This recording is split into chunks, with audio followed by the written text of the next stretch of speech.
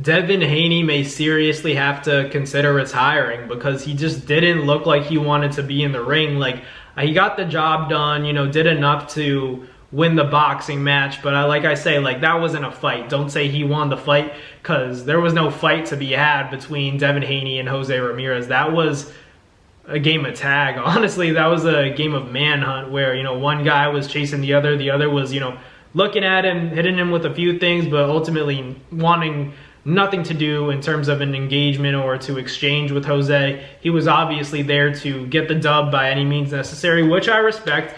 I'm not saying that Devin Haney was supposed to go in there and slug it out. And I understand that, coming off that Ryan Garcia beating he took, that he would be a little bit shaky, but this is a lot worse than I had anticipated. Devin looked a lot more scared, even more scared than I had expected him to look to get hit. He was afraid of getting hit. There's no secret about that. You could see it in his eyes. His eyes weren't lying. His eyes told the whole story of the fight. He was like looking at Jose, backing up, and then starting over again, circling off to the side, getting ready, circling off to the side. Like, he wanted to do more. He just couldn't pull the trigger because he knows that, like, if he tries to even throw a jab, Jose's coming back with something. And it's clear that he has some form of PTSD in the boxing ring where he's not really fully recovered from that Ryan Garcia beating he took. He's probably getting, like, not to be dramatic, but I think Devin's, like, when he's in the ring like that, he gets flashbacks of, what happened against Ryan Garcia and how he just ended up on the canvas, kept getting dropped.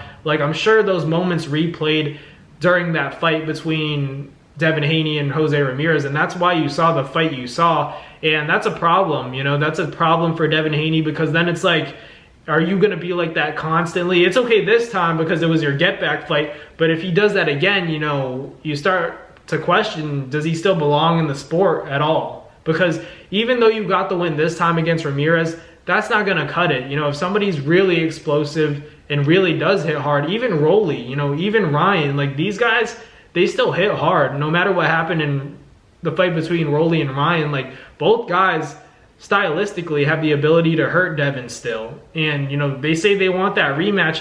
Devin better be careful. He was doing all the laughing. They panned the camera to Devin, and he was smiling during that Ryan Garcia fight because Ryan wasn't really pulling the trigger or anything. Dude, you didn't have that great of a performance either. So what are you really, like, laughing about? I like Devin, but I'm going to keep it 100. Like, you didn't have the performance that would warrant you to be laughing during Ryan's. You didn't do anything great either. Yeah, you got the job done, and that's great big picture-wise. But if you look at the even bigger picture, if you face somebody who's elite, who hits hard, like, I don't know what you're going to do with that style. You could only run so much to the point where it's like, one, no one's going to watch you, and number two, it's going to be hard to beat the best. That's not going to be enough. You did it and got away with it this time because it was against Jose Ramirez, but if somebody's a little bit faster, a little bit more explosive, and a little bit more mentally, ruthless, I feel like Devin's going to have trouble with that. So that's just something for, Devin Haney to consider. I understand, like I said, I wasn't expecting a great version of him. Honestly, I was expecting a shaky version. Not only was he shaky, he was really scared. He was really scared to get hit by Jose Ramirez. And he already knew that Ramirez, like, I know for a fact, or at least I have some people telling me that they could have fought somebody else, but they picked Ramirez because they thought it would be, kind of a better matchup, a better get-back fight for Devin. And then when the fight did happen, Devin was still not willing to, step on that gas a little bit more, because he definitely could have done more to make it just a little bit more exciting. I know he doesn't want to expose himself for any big shots or be susceptible to any, big shots that could get him hurt, like he got hurt in the Ryan Garcia fight. But gosh, you got to fight back a little bit. You got to make it a little entertaining for your fans, because Devin Haney, I know he has probably the most haters in the sport of boxing right now, but he still has fans. And when his fans go and pay the pay-per-view and expect something to see, they expect to see something great from Devin Haney, a fighter that they look up to, and then he fights like that. It's like, how do you get behind that as a fan of the sport? You can't really get behind it, because